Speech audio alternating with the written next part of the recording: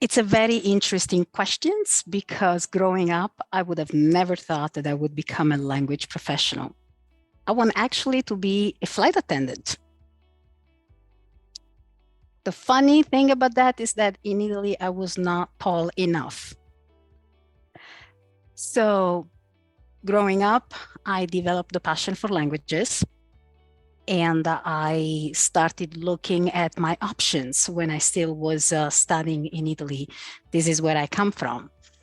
And I fell in love with the profession of interpreters, this very iconic figure of conference interpreters, because that's what it was most popular in Italy. And then I have always entered the doors that opened. So I had the unconscious gift to not to be narrow-minded, and options just opened in front of me. I had the possibility to travel from Switzerland, where I finished my studies, to US, to Colorado, for an opportunity as a translation, in a translation department as a translator, as an intern. And that was the beginning of everything else. So I give my inspiration to become a language professional to the fact that I was blessed enough to meet the right people at the right time. They opened opportunities for me in a field that I was very passionate about. And as I look at it right now, it is very different from what I would have ever imagined 30 years ago, but I'm happy. And I'm happy about what I did, on the journey that I've had, and the accomplishments, the challenges, the tears, and the laughs that I have acquired along the way. So I'm happy.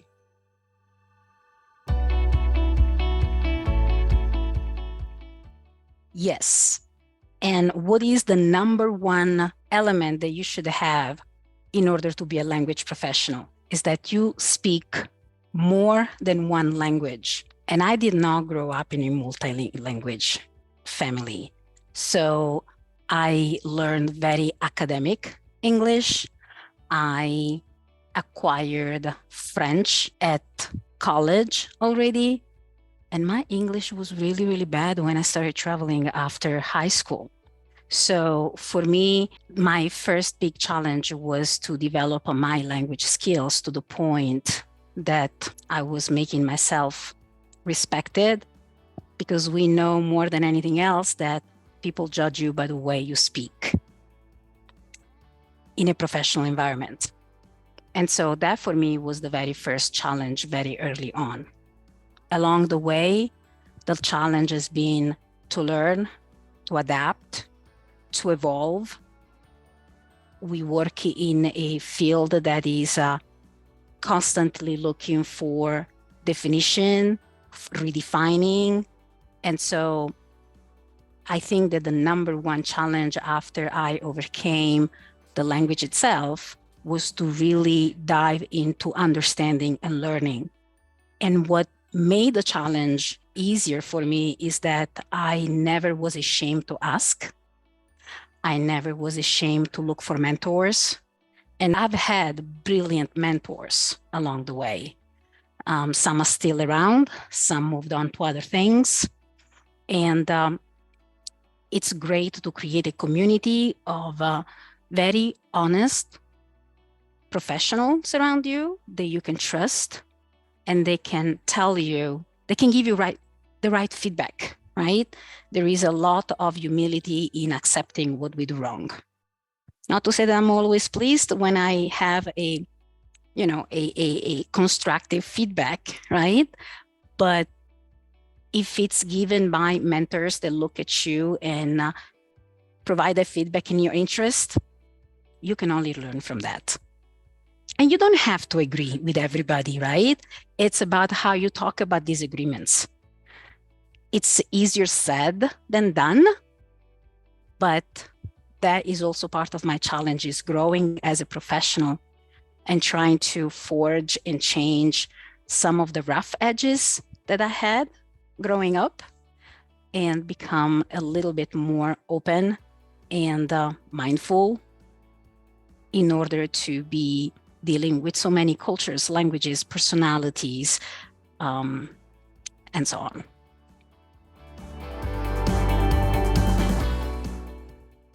Short answer, I don't know.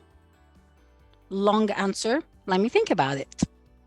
So no, I did not take any speaking engagement lessons or classes or trainings per se. However, I always try to understand why they are or they were speakers that I admired, that I enjoyed listening to, and more than anything that I learned, that I love to learn as I was listening to them.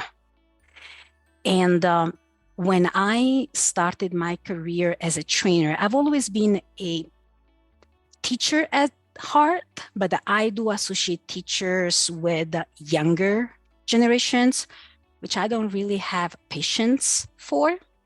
That type of teaching for me is such a gift, and I really honor people that can do that. And so I identified more with instructing, teaching, training, coaching older generations. And so when I started my career as a trainer, I came to it from a very humble perspective. I don't know what I don't know. And I have always been a sucker for everybody's gifts. If I see something that you do well, I pay attention. And again, as I said before, I am not ashamed to ask. And I've always tried to, no matter how irritated that could get me, I try to pay attention to the little lessons. Example, my husband early on told me, stop using these fillers. Which we teach in training, right? Stop using fillers because you have to repeat the message as it is without adding, blah, blah, blah. And so he started tapping me on the shoulder every time I was humming. And that finger on my shoulder really hurt me.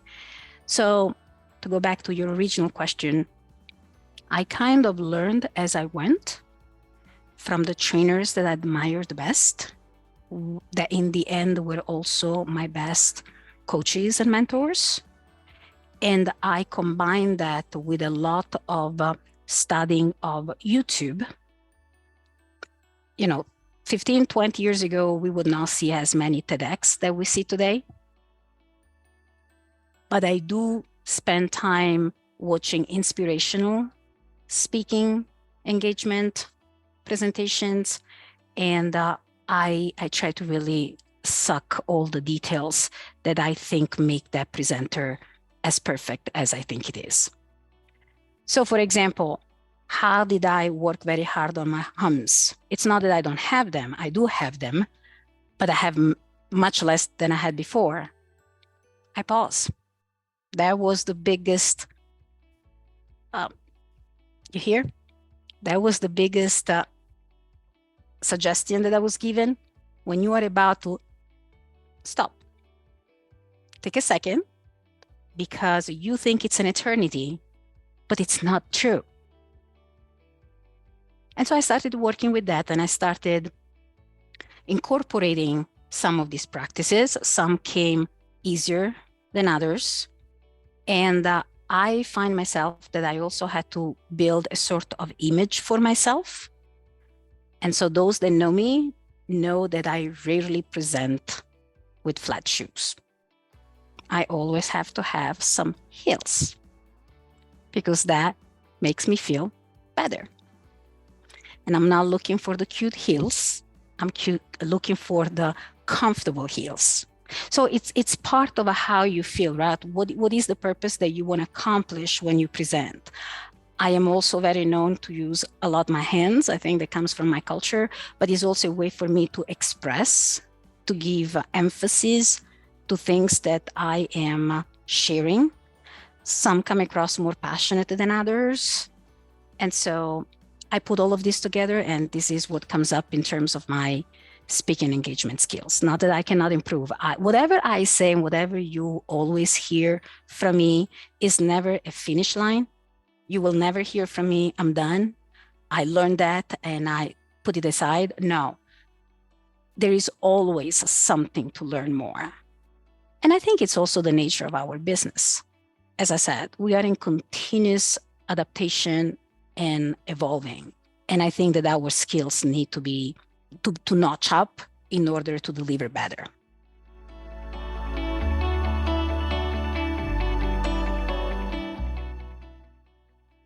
First thing I'm going to tell you is that to be the chair of the American Association of Interpreters and Translators in Education, it's been an honor, humbling experience.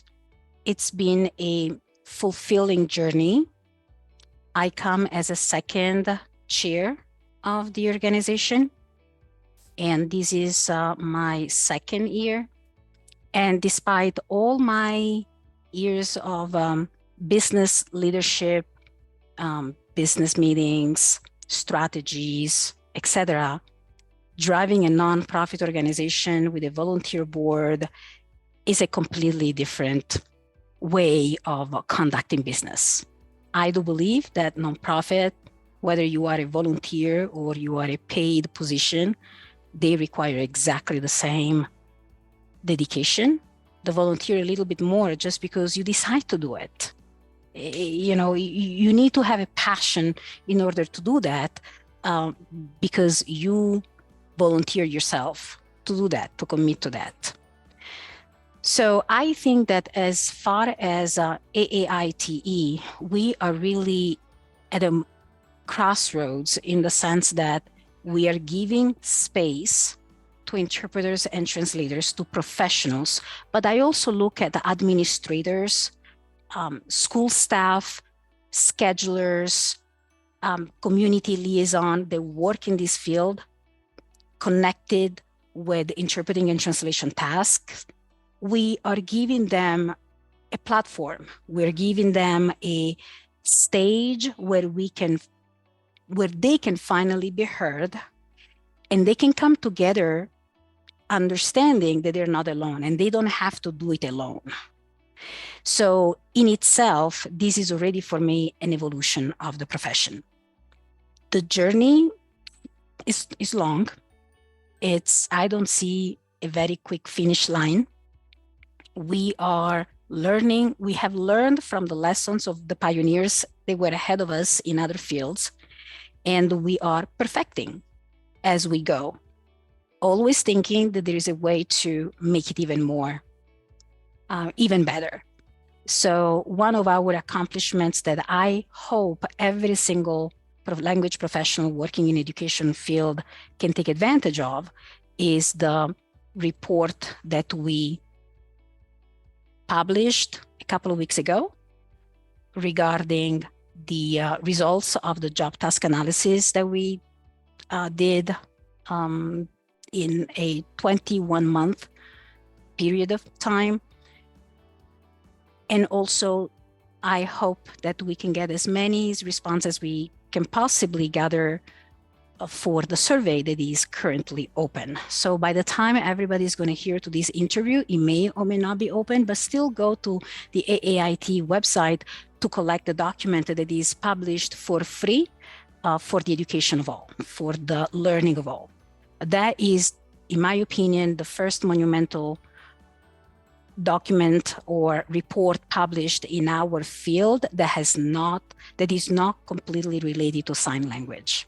Because we have a lot of data for sign language, but we don't have enough data for spoken languages.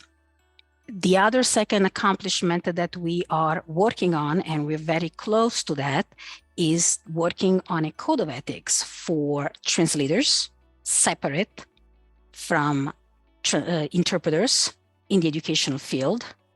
And we also have worked almost now 2 years. Why? It takes time to assess. It takes time to look at what is out there. It takes time to connect with interpreters all over the country to corroborate what the committee has worked on, right? And we do not want to just publish something because someone else did it or because this is what we think. No, the profession, like I said, is in its early stages of professionalization. So we need to hear from everybody before we get to publish something. It takes a long time, but the best things are the ones that take the longest. Now, with that longest, we also have a end time in mind, right? Because we cannot take forever. As far as the role of language professionals in the educational field, I think that we are really the point where we have to notch up, to step up for our learning. I still hear around the country of language professionals that have never been exposed to CAT tools for translation, for example. So think about the dichotomy. We are talking about AI, artificial intelligence, taking over some of the tasks that we do. On the other side, we are still learning of roles, positions that work in interpreting and translations without really knowing the tools that we have available to do this job more efficiently, more accurately. And so there is a big gap between, okay, we're going with AI, or I don't even know what a CAT tool is and how they can improve. On that side, there is also the combination of district schools, for example, not knowing enough to put these tools available, but it goes both ways, right? For me, changes come from bottom up and top down. So wherever the information is, it has to be disseminated. But I remember that Interpret America, a decade ago, if not longer, came up with a very nice slogan, which I am going to try to quote, although my memory may fail me a little bit, when the over-the-phone interpreting came out. And everybody was, oh my God, they're going to replace us. It didn't replace us. It didn't replace us, but we had to evolve. And we had to be open to either new opportunities or new ways to do our job.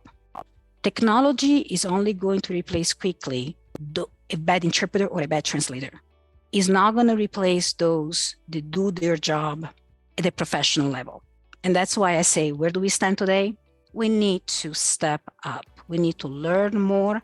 We need to participate more in these conversations. We cannot just wait that the technology comes down on us. We need to embrace technology, perfecting technology. I mean, look at all these conversations that come up with Zoom and the interpreting features.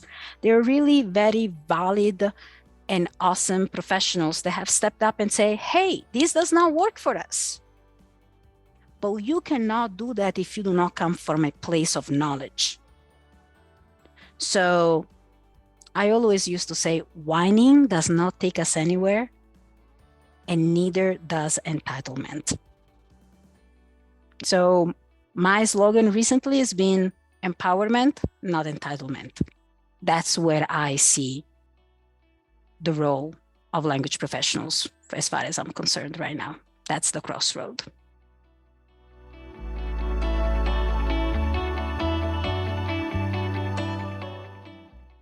So you asked me about challenges before, right? And I told you that language was one of my challenges.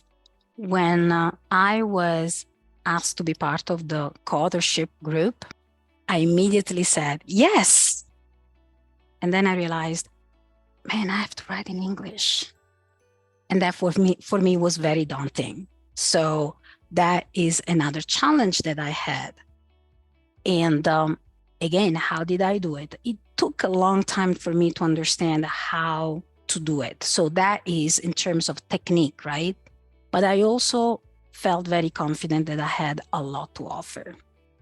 And again, my mentor at the time took really the opportunity to open a door for me. That built they helped building my confidence, not that I was not confident, but when something is daunting, it's not necessarily what you would start doing in the morning as a first thing to do. So for me was a way to deliver on something that I had a lot of knowledge about, a lot of passion about. And the community interpreter textbook is still one of the best and most complete monumental piece in our field that we have. It's been already a few years now, so that needs also a new edition that needs to be updated. I'm sure it will come, but I think it was largely positively received by the community because every time I meet a TCII alumni or every time I teach the program, there is always a huge understanding of why interpreting is so vital for everyone. And the program is just one piece of the big puzzle. It's just the basis, the basis. This is what I always say, right? It's what you need to learn to work on. No profession is learned in 40 hours. And there is this stigma of a 40-hour training, but even some classes in a college program, they're less than 40 hours, but then they add up with the other classes that they take, right? And they're specific on topics. So I think the larger community needs more training, needs more opportunities to learn. And I am happy to see that around the country, there are more and more programs developing, accredited, validated, and competent instructors, professors, trainers teaching. We need it.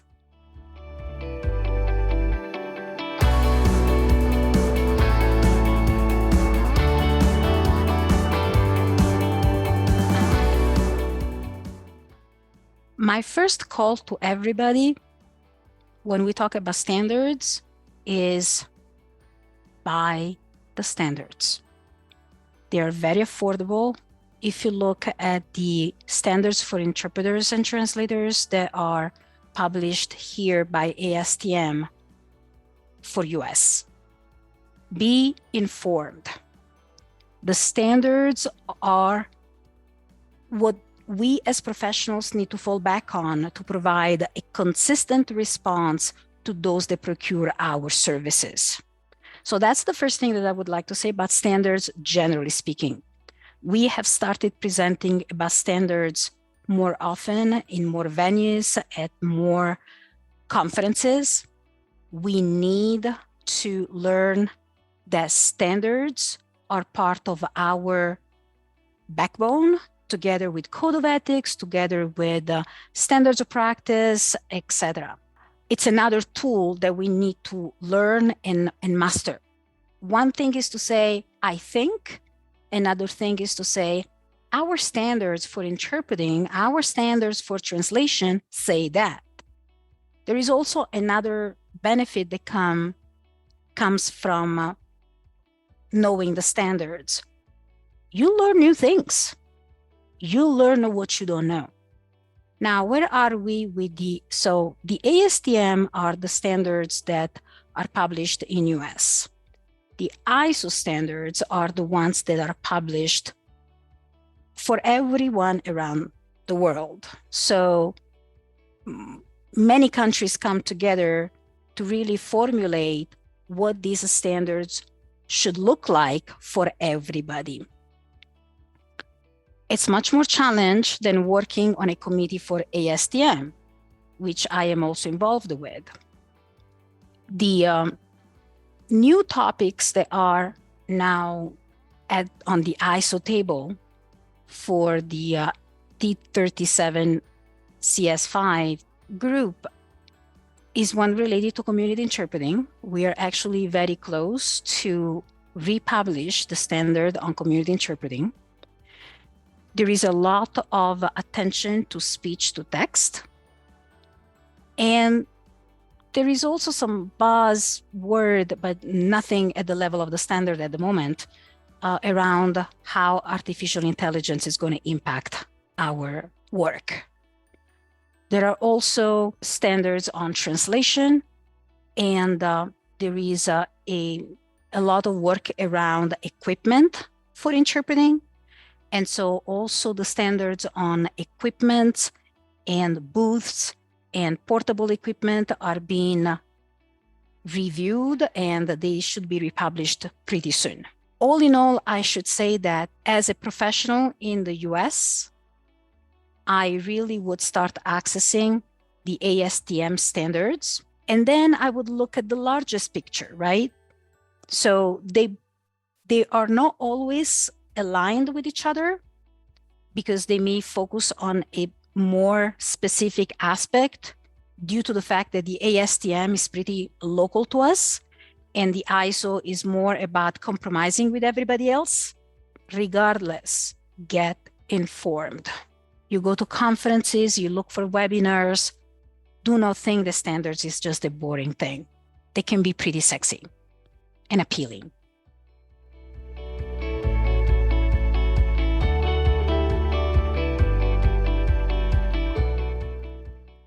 There is no future without the present.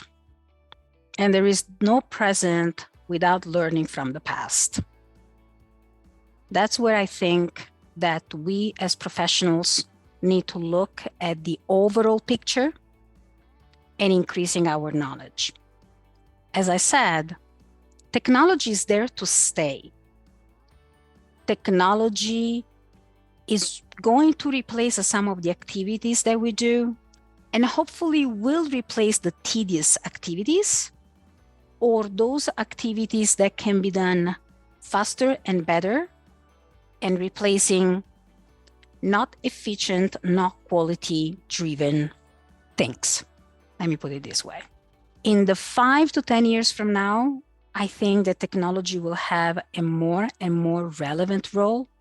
But I also think that the dichotomy between the fascination of those bigger companies that propose these much heavier technology will set anyway a gap with other organizations that are not even in tune with what's going on and will still trying to make things work with their budgets.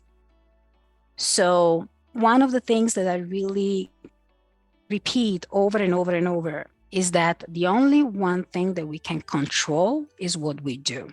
Therefore, I can only make sure that I get informed and I get prepared for what comes. If I approach my profession with competence, knowing that technology will shape some changes, then I am better positioned to also evolve with the times. I personally don't think that technology will replace us 100%, but again, will replace those of us that don't do a good job very fast.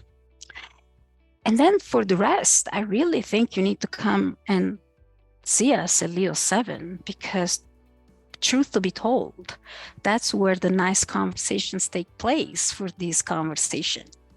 And I wouldn't be fair to anybody else to give too much, right? So I want everybody to come and see us.